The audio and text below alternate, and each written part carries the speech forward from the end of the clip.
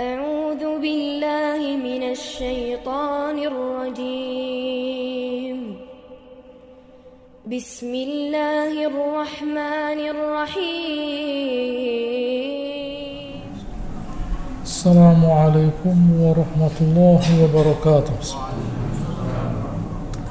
إن الحمد لله نحمده ونستعينه ونستغفره ونعوذ به من شرور أنفسنا ومن سيئات أعمالنا. من يهده الله فلا مضل له ومن يضلل فلا هادي له. أشهد أن لا إله إلا الله وأشهد أن محمدا رسول الله. يا أيها الناس اتقوا ربكم الذي خلقكم من نفس واحدة وخلق منها زوجها وبث منهما رجالا كثيرا ونساء واتقوا الله الذي تساءلون به والأرحام إن الله كان عليكم رقيبا. يا أيها الذين آمنوا اتقوا الله حق تقاته ولا تموتن إلا وأنتم مسلمون. يا أيها الذين آمنوا اتقوا الله وقولوا قولا سديدا يصلح لكم أعمالكم ويغفر لكم ذنوبكم ومن يطع الله ورسوله فقد فاز فوزا عظيما. أما بعد فإن أصدق الحديث كتاب الله وخير الهدي هدي محمد صلى الله عليه وسلم وشر الأمور محدثاتها كل محدثة بدعة كل بدعة ضلالة. Alhamdulillah, hari ini kita melanjutkan membahas surat Ali Imran ayat 81. A'udzu billahi minasyaitonir rajim. Wa id akhadallahu mitsaqan nabiyyin. Saat Allah Subhanahu wa taala itu mengambil mitsaq. Mitsaq itu suatu perjanjian yang sangat kuat. Gitu ya. Sebenarnya perjanjian Allah Subhanahu wa taala dengan para nabi itu sebenarnya masalah intern. Gitu ya. Jadi sesuatu yang umatnya ya tidak perlu tahu karena itu sesuatu yang Allah taala adakan antara Allah taala dan para nabi. Tapi Allah taala sengaja tegaskan di sini bahwa para nabi pun oleh Allah Subhanahu wa taala diminta berkomitmen sebagaimana para umatnya.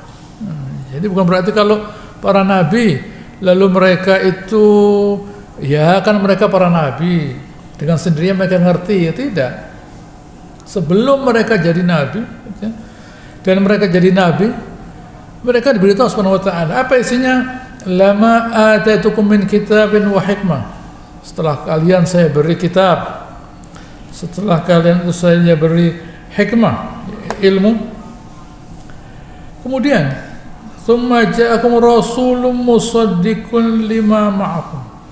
Kemudian datang Rasulullah SAW Muhammad yang membenarkan kitab yang kalian bawa, apa itu Taurat, Injil dan sebagainya.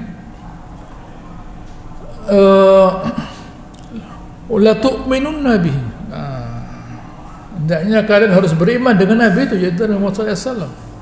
Wa la tansurunnahu, dan kalian mesti mendukungnya. Gitu ya. Jadi Allah telah beritahu kepada kita bahwa tugas mendukung para nabi itu telah Allah Ta'ala mintakan, telah Allah Ta'ala janjikan, telah Allah Ta'ala buat perjanjian dengan para nabi. Jadi kalau Bani Israel, orang Yahudi, orang Nasara tidak mau beriman pada Nabi SAW, ketahuilah bahwa Nabi mereka, yaitu Nabi Musa, yaitu Nabi Isa, kalau mereka itu ketemu dengan Nabi Muhammad SAW harus beriman. Jangankan umatnya, nabinya pun harus beriman. Begitu. Sebenarnya Allah Ta'ala tidak perlu membicarakan ini, tetapi karena umatnya yaitu orang Yahudi, orang Nasara yang pura-pura tidak tahu, mereka bahwa itu Nabi, pura-pura tidak tahu. Kata kalian saya beritahu ya, Nabi kalian tahu kalau ini Nabi, kalian pura-pura tidak tahu, tidak ngerti. Nabi kalian Nabi Musa tahu kalau ini nabi.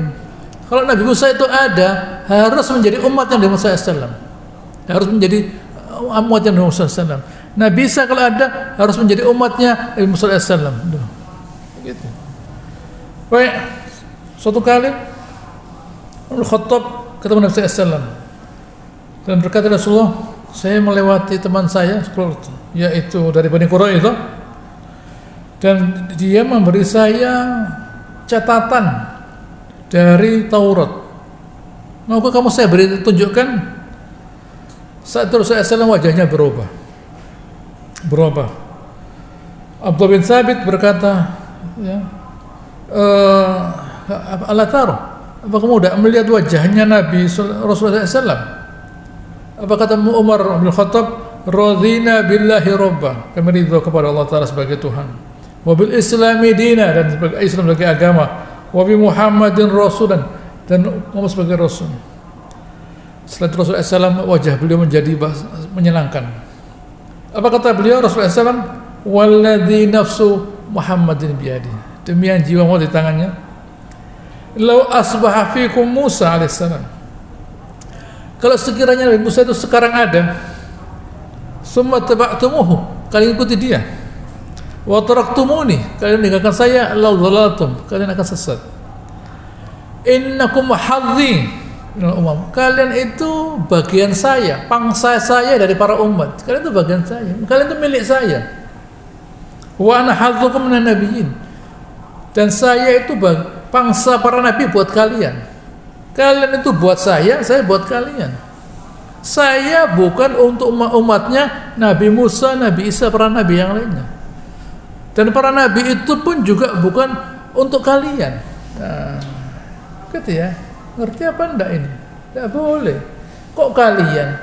Andai kan para nabi itu dimunculkan di zaman Nabi SAW, mulai Nabi Adam sampai Nabi Isa, semuanya mesti ngikut Nabi SAW. Yang berkata Allah Ta'ala. Allah Ta'ala berkata bahwa dia sudah membuat perjanjian dengan para nabi. Kalau nabi itu muncul, kalian mesti mengikutinya, mesti membelanya lah, gitu. Qala aqratum wa akhadtum ala dzalikum bisri, apakah kalian mau ya, untuk memegangnya, gitu ya, dan memegang tanggung jawab perjanjian itu? Qalu aqrarna, nah, ya, kami sudah menetapkan ya Allah bahwa kami pasti akan melaksanakan perjanjian ini. Apa kata Allah Ta'ala? Qala fashhadu, persaksikanlah kalian wahai para nabi. Wa ana ma'akum minasyahidin, saya juga bersaksi. Nah, kalian bersaksi dan saya juga bersaksi. Nah, gitu ya. Dan juga para umat kalian, fashhadu, wahai umat-umat kalian, persaksikan ya. Ini loh nabi-nabi kalian, Rasul-Rasul kalian semuanya bersaksi, berjanji bahwa mereka akan mendukung Rasulullah SAW. Nah, dan saya juga menjadi saksi akan perjanjian ini. Ayat nomor 2, faman tawalla ba'da dzalik fa ulaika humul fasikun.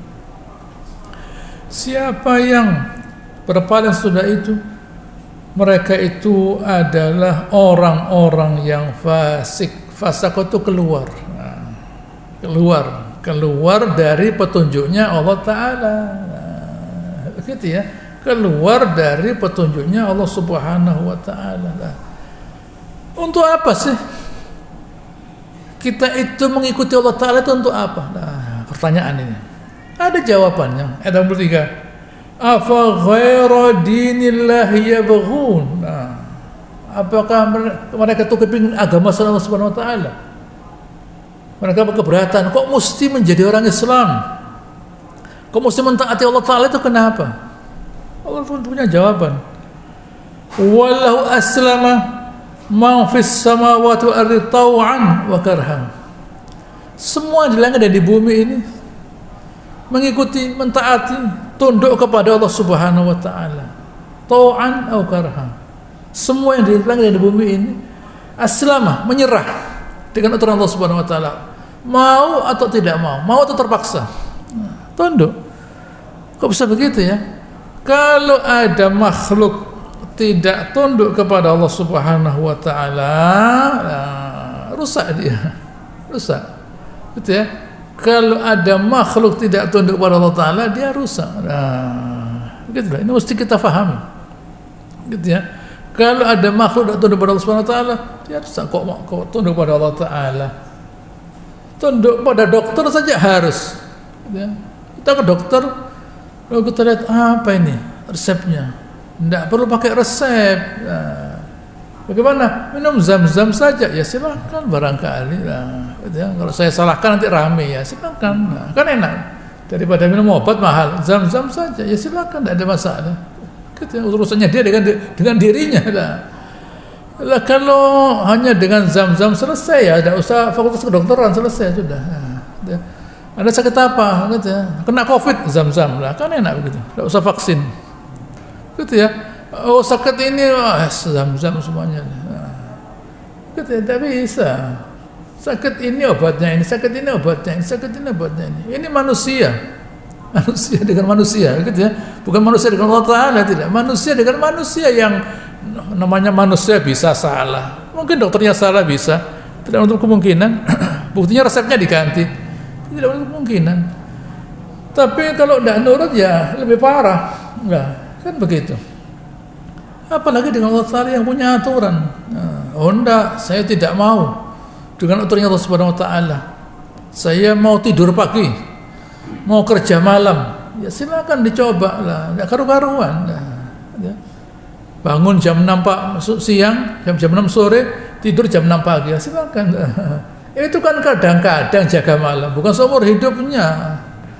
Ya bisa. Binatang itu ada yang binatang malam, binatang pagi. Nah, begitu ya.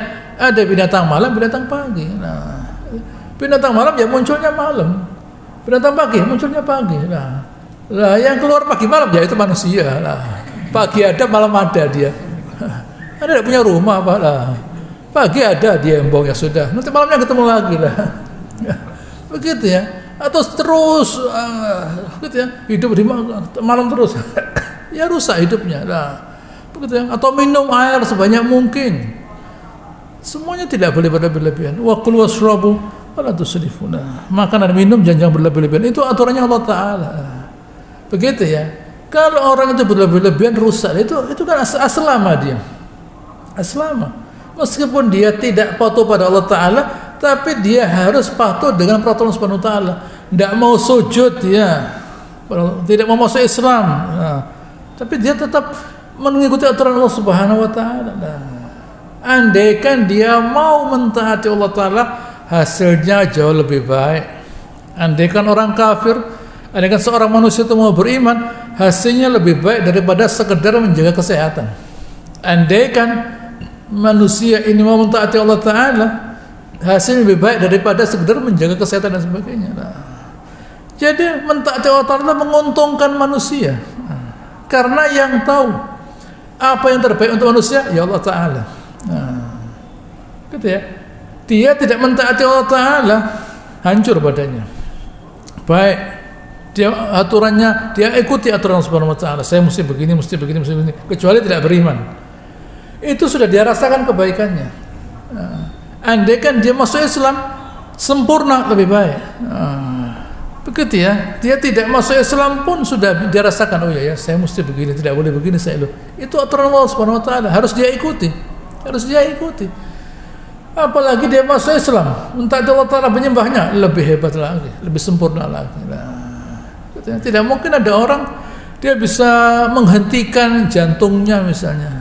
Nah, begitu. Apa mungkin ada seorang yang kembali pada dokter lalu berusaha melawan aturan Allah Subhanahu wa taala? Ya tidak bisa. Dia ngikuti. Nah, dia ngikuti terpaksa.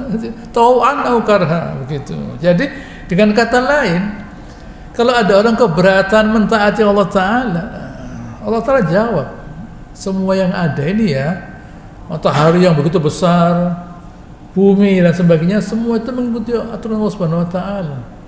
Kalau tidak mengikuti aturan Allah Subhanahu wa taala, mereka binasa. Nah, mereka binasa. Nah, begitu. Lalu apa bedanya?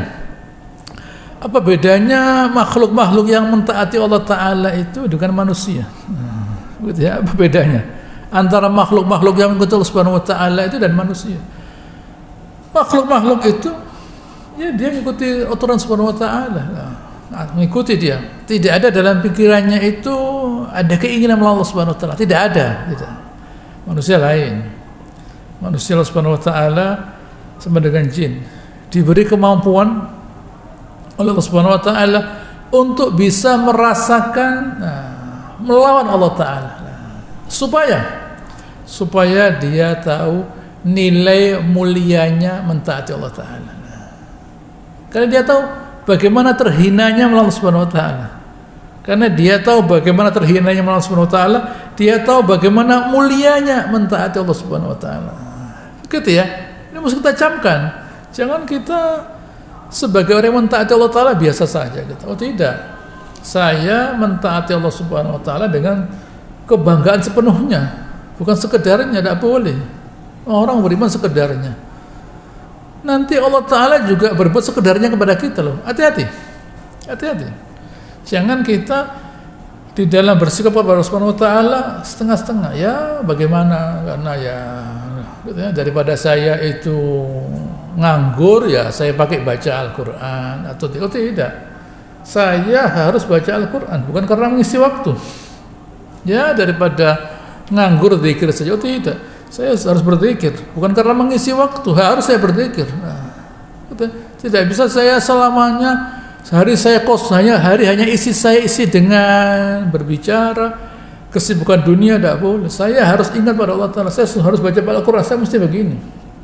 Karena ini yang benar lah. Ini yang benar ini. Karena ini yang benar. Itu saja jawabannya. Tidak usah diperpanjang. Yang benar ya mengingat Allah Subhanahu Wa Taala ini. Rezeki nanti Allah Ta'ala yang ngatur. Rezeki itu bisa datang dengan sekehendak Allah Ta'ala.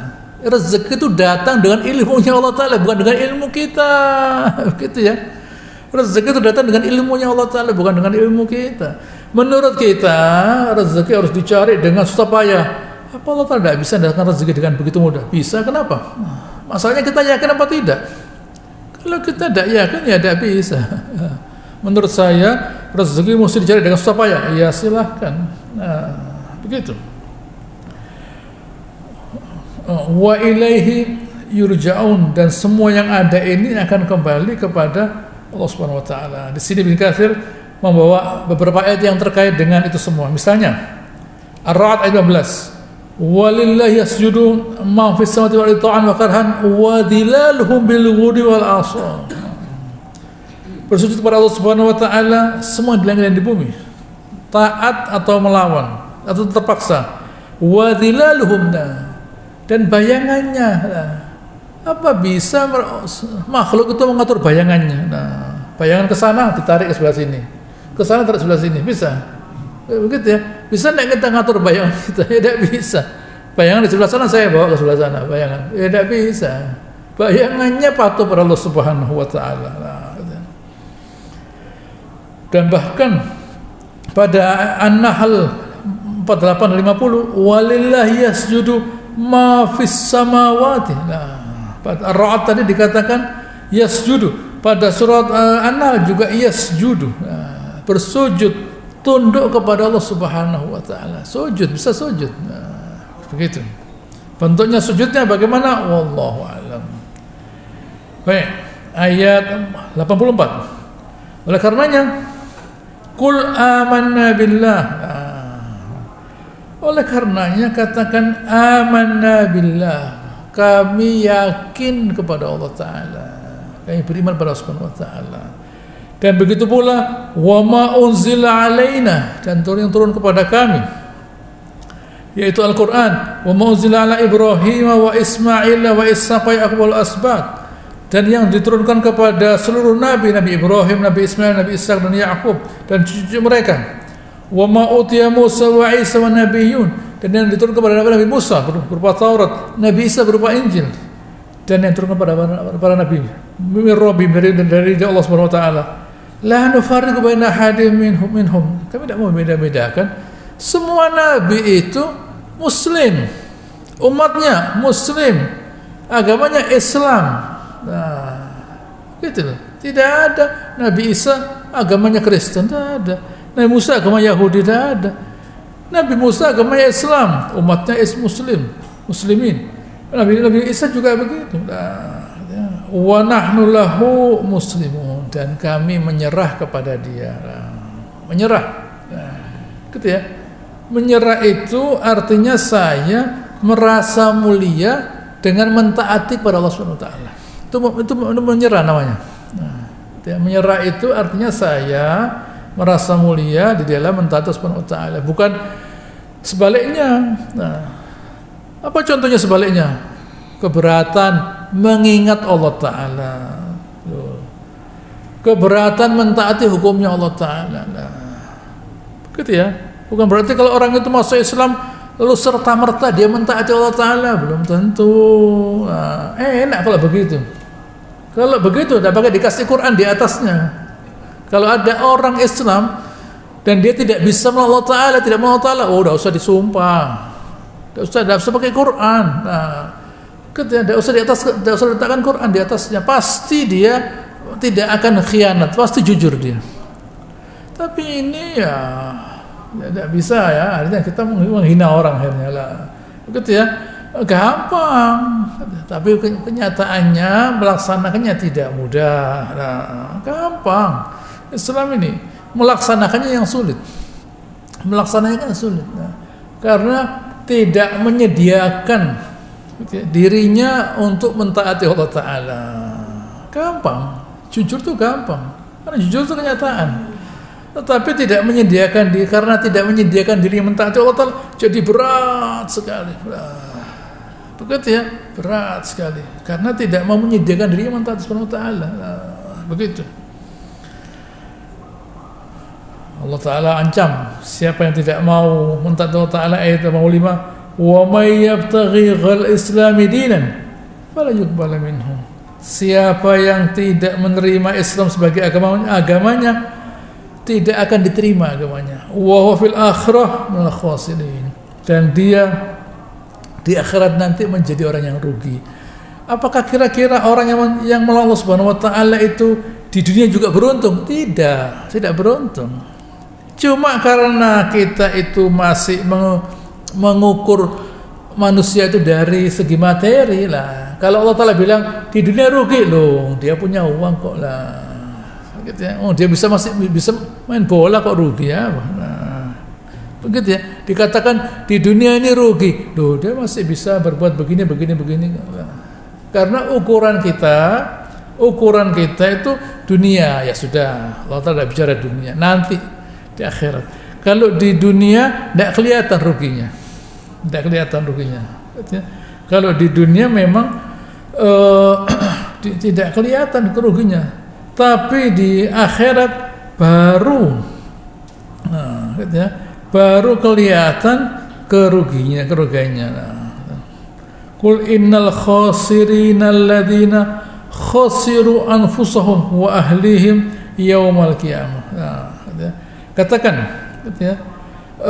orang-orang yang rugi itu adalah orang-orang yang rugi di akhirat nanti.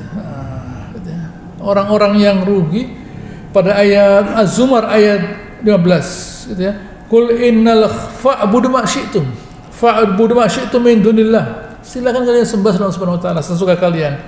Qul innal khasirin alladziina khasiru anfusahum wa ahlihim yaumal qiyamah. Orang yang rugi dia dan keluarganya di hari kiamat. Ala dzalika huwal khusranul mubin. Itu kerugian yang besar. Sebaliknya keuntungan yang besar kalau orang itu selamat dan keluarganya. Kalau dia selamat dan keluarganya, suatu keuntungan yang besar. Kalau dia rugi dan keluarganya di neraka seperti dia, suatu kerugian yang besar. Rugi. Apa yang mereka terima di dunia tidak ada gunanya. Apakah kira-kira orang beriman juga merasa bahagia? Belum tentu. Orang beriman dia melihat ada orang-orang yang dianggap di dunia ini biasa, tapi ternyata di akhirat derajatnya tinggi. Apa kerja mereka itu?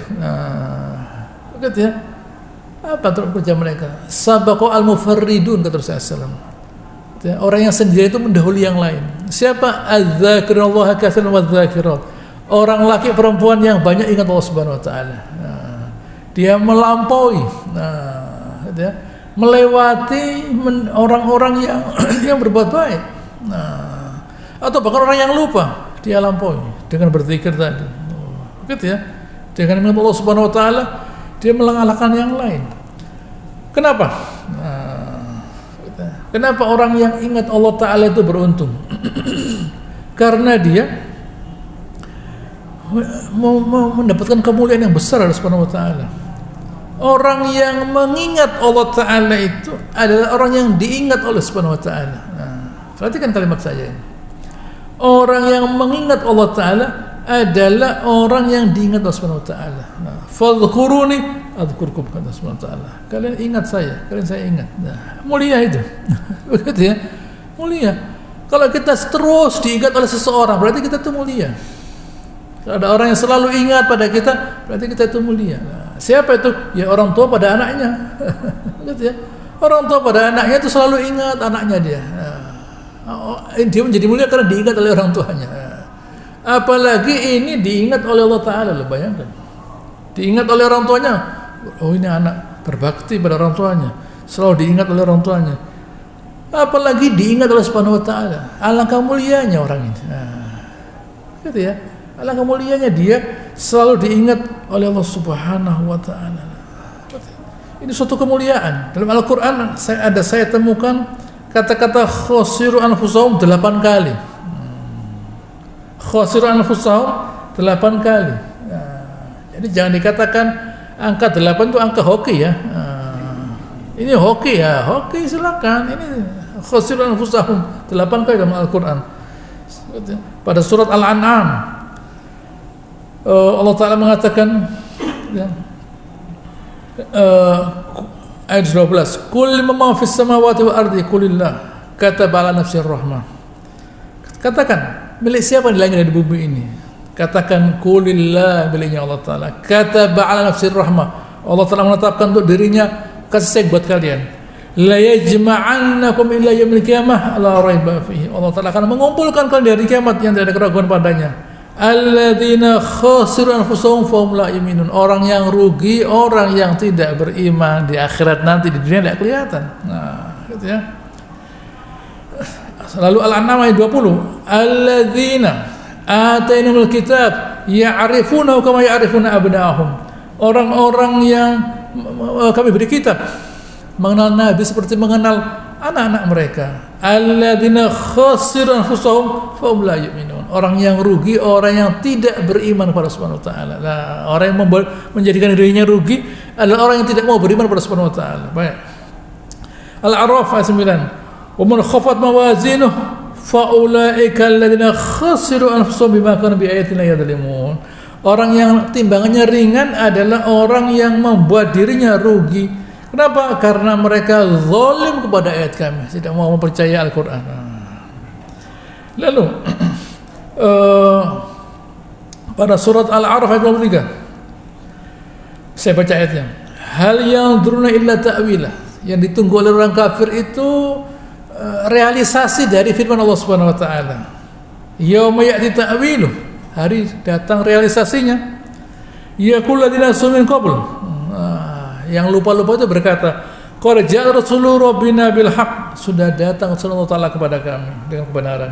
Fahal min syufa'a fa yasha'ulana. Apakah ada orang-orang yang bisa memberi kita syafaat? Au nuraddu, atau kita bisa kembali ke dunia? Fa na'mala ghairal ladzi kunna na'mal. Kita bisa kerjakan yang belum kita kerjakan. Saya mau salat di neraka. Begitu. Saya mau beribadah tapi sudah di neraka. Qad khasiru anfusahum wa dhalla anhum ma kanu yaftarun. Mereka rugi, menjadikan diri mereka rugi dan hilang apa yang mereka buat-buat. Baik, surat Hud sama ayatnya. Lalu surat Al-Mu'minun surat 3. Wa man khafat mawazinuhu fa ulaika alladzina khasiru fi jahannam anfusahum fi jahannam khalidun. Siapa yang timbangannya ringan. Perhatikan di sini. Timbangannya ringan, amal solehnya kurang, amal solehnya banyak, mungkin dia maksiat, masuk neraka. Meskipun tidak selamanya untuk orang beriman. Nah, orang kafir mungkin di dunia banyak berbuat baik dia, tapi tidak beriman. Mungkin banyak berbuat baik dia, nyumbang sana nyumbang sini, tapi tidak beriman. Nah, di neraka mereka selamanya. Nah, baik, ayat surat Az-Zumar ayat 16 sudah saya baca. Sekarang Asy-Syura 45. Wa taraw yu'raduna 'ala khashina min adh-dhul yanzuru min tarafil khafin. Akan kamu melihat mereka itu ya Rasulullah, khashi'in, nah, ketakutan mereka dari rasa hina. Yanzuru min tarafil khafi, mereka tuh ingin melirik sedikit, matanya menutup begini, tidak berani membelalak. Dari takutnya melihat tidak berani membelalak. Wa qala alladziina aamanu, sekarang orang beriman berkata di akhirat nanti, innal khasirina alladzina khasiru anfusahum wa ahlihim yaumal qiyamah. Nah, sesungguhnya orang yang rugi adalah orang-orang yang merugikan dirinya dan keluarganya di hari kiamat. Ala innal zalimina fi azabin muqim. Orang zalim itu orang rugi itu selamanya fi azabin muqim, azab yang menetap selamanya lah. Misalnya tidak usah diazab sakit, tidak usah diazab sakit sudah tidak enak, apalagi diazab. Nah, apalagi diazab, apalagi diazab lah. Jadi kenikmatan yang sebenarnya itu adalah kenikmatan rasa takut kepada Allah Ta'ala, gitu ya. Kenikmatan yang besar itu adalah kenikmatan merasa takut pada Allah Subhanahu Wa Ta'ala, kenikmatan merasa yakin kepada Allah Subhanahu Wa Ta'ala, yang memberi ketenangan. Nah, itu orang tenang. Alladzina amanu wa tatma'innu qulubuhum bi dzikrillah. Orang yang beriman dan ya hatinya tenang karena ingat Allah Ta'ala, menjadi tenang dia. Gitu ya. Tenangnya itu bukan hanya soal ada ketenangan dalam hatinya, tidak, dalam pikirannya. Tidak mungkin Allah Ta'ala itu menyia-nyiakan saya. Itu tenang namanya, yakin dia. Orang kafir tidak bisa. Nanti kalau saya begini bagaimana? Saya begini bagaimana? Nah, orang beriman tidak, merasa tenang dia. Hati-hati. Jangan sampai kita di dunia merasa gelisah. Nanti terbawa di kuburan ya. Terbawa di akhirat nanti. Kalau kita kepingin tenang di akhirat nanti, kepingin tenang di kuburan, di dunia sekarang tenang.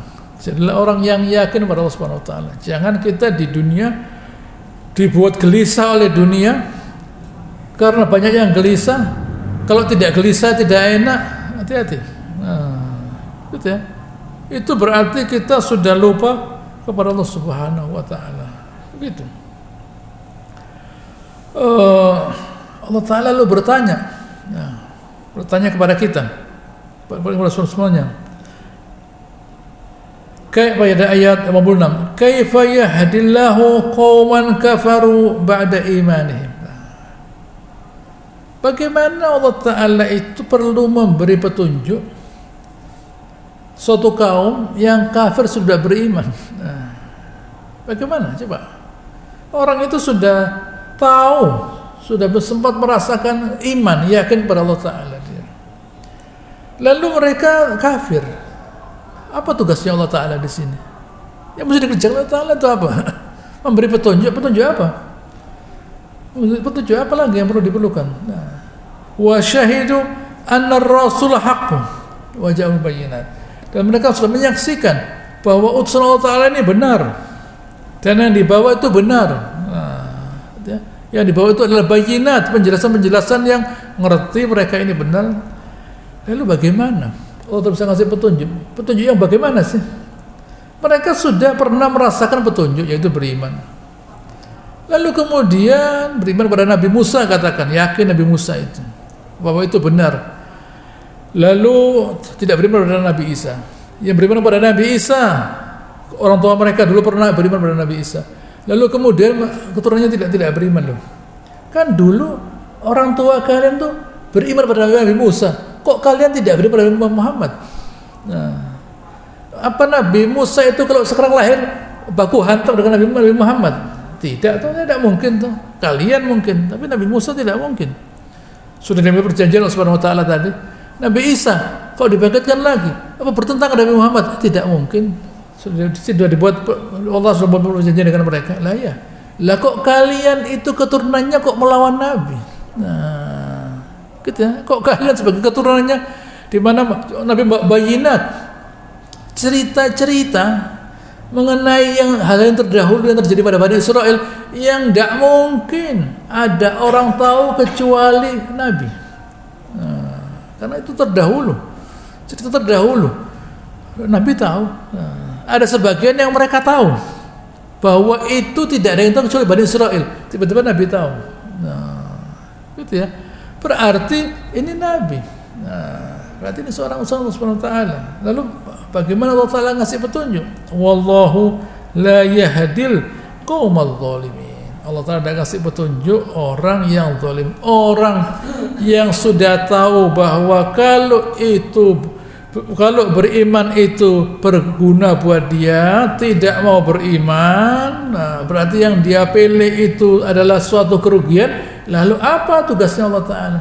Apa tugasnya Allah Ta'ala? Nah, berarti kalau orang itu sudah tahu bahwa berzikir itu ada gunanya, baca Al-Quran ada pahalanya,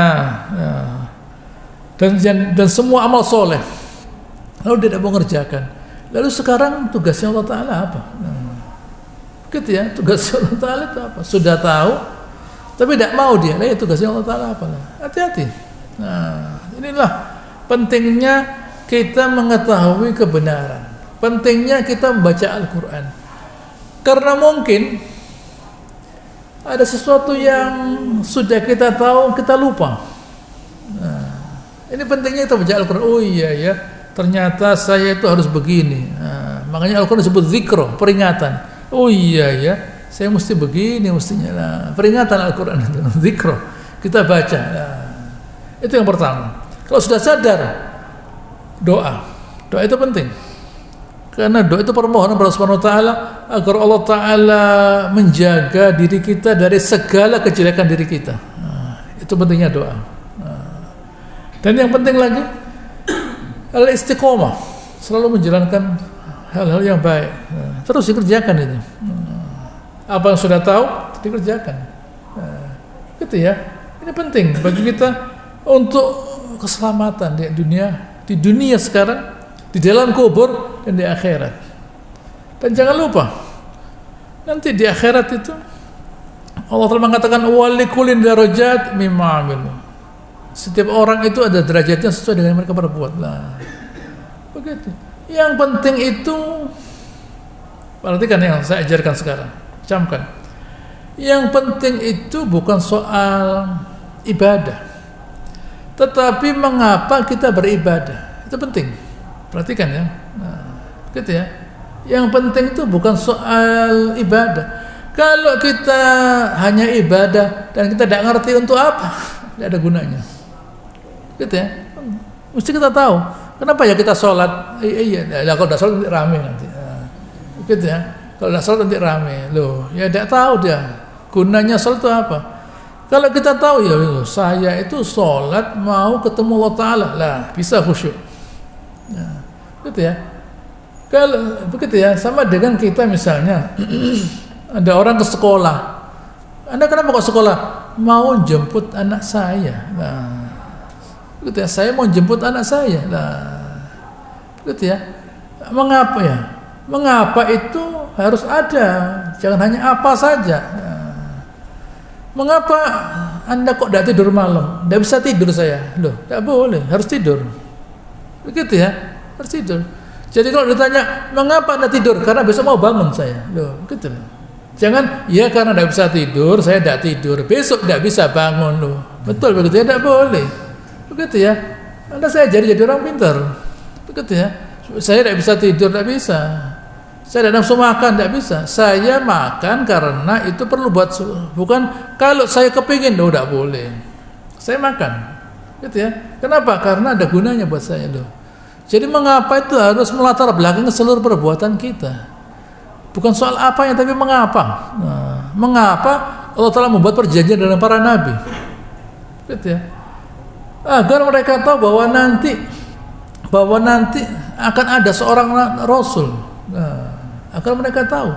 Lah untuk Allah Ta'ala memberitahu itu dalam Al-Quran agar yang ada sekarang ini Yahudi Nasara tahu bahwa para nabi mereka pun sudah diambil perjanjian untuk beriman kepada Nabi Muhammad SAW, untuk menolong Nabi Muhammad SAW.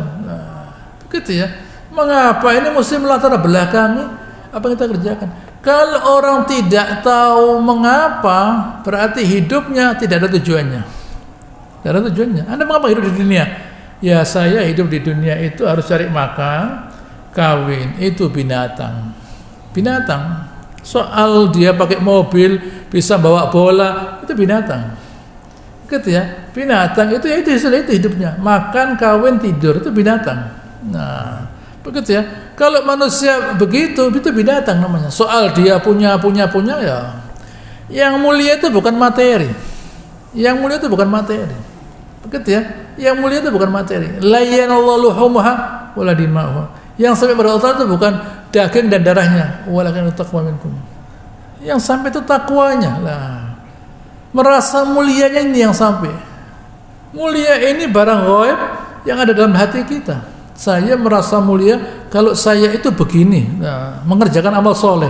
Itu yang penting, bukan soal amal solehnya. Bukan soal amal solehnya lah.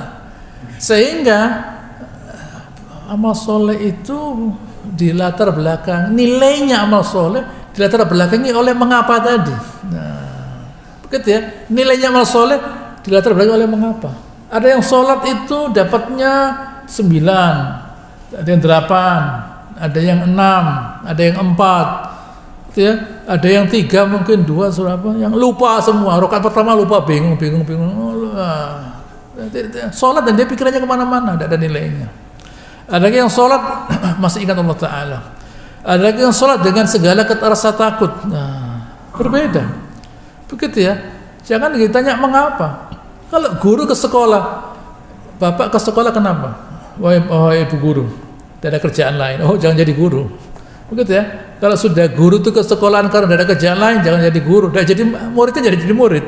Tidak bisa. Saya ke sekolah karena saya mau mendidik. Ada gunanya ini. Ada gunanya. Tapi kalau ya bagaimana saya tidak punya toko, begitu ya. Ini berarti tidak mau dia dididik itu. Tidak mau dia didik loh. Anda ini bagaimana? Nah, orang-orang lain yang batil itu, gitu ya. Orang yang main bola, main film, musik, bukan soal uang, soal nantinya dapat uang ya sudah sewajarnya. Tapi kalau soal uang tidak enak rasanya. Nah, orang beribadah, saya beribadah kepada Allah Ta'ala. Karena apa? Man shoma Ramadhana, man qoma Ramadhana imanan wahtisaba. Siapa yang puasa di Ramadan, siapa yang bangun malam di Ramadan imanan wahtisaba. Karena iman. Nah, karena iman wahtisaba, supaya dapat pahala boleh. Tapi bukan pahala dulu. Iman dulu baru pahala. Nah, gitu loh. Karena saya merasa mulia kalau saya memuliakan Subhanahu wa Ta'ala. Nah, begitu. Jangan karena pahala. Karena Allah Ta'ala nanti pahala itu mengikuti. Pahala itu mengikuti kenapa tadi. Pahala itu mengikuti mengapa. Saya begini karena begini. Nah, karena Allah Ta'ala. Nah, begitu. Itu yang mesti kita pahami. Nah, ya, Allah Ta'ala mengatakan pada ayat 87, ulaika jazaa'uhum anna 'alaihim la'natullah wal malaika wan nasi ajma'in. Buat mereka itu balasannya berupa laknah dijauhkan dari Allah Ta'ala. Laknat dari Allah Ta'ala, laknat dari malaikat, dan laknat dari seluruh manusia. Khalida fiha, selamanya di neraka. La yukhafu anhu al'adzab wa lahum yunzarun, tidak diringankan dan tidak ditunda. Illa alladziina tabu min ba'di dzalika wa aslahu, kecuali yang bertobat sudah itu lalu aslahu, memperbaiki imannya, fa innallaha ghafurur rahim. Allah Subhanahu wa Ta'ala itu adalah Maha Pengampun. Itulah yang bisa saya sampaikan. Insyaallah akan saya lanjutkan pada pertemuan yang akan datang. Allahumma shalli ala Muhammad wa ala ali ta'ala Ibrahim wa ala ali Ibrahim innaka Hamidum Majid. Wa barik ala Muhammad wa ala ali mubarak ta'ala Ibrahim wa ala ali Ibrahim innaka Hamidum. Subhanakallahumma rabbana wa bihamdika nasyhadu an la ilaha illa anta nastaghfiruka wa natubu ilaik wa akhiru da'wana alhamdulillahirabbil alamin. Assalamu alaikum warahmatullahi wabarakatuh.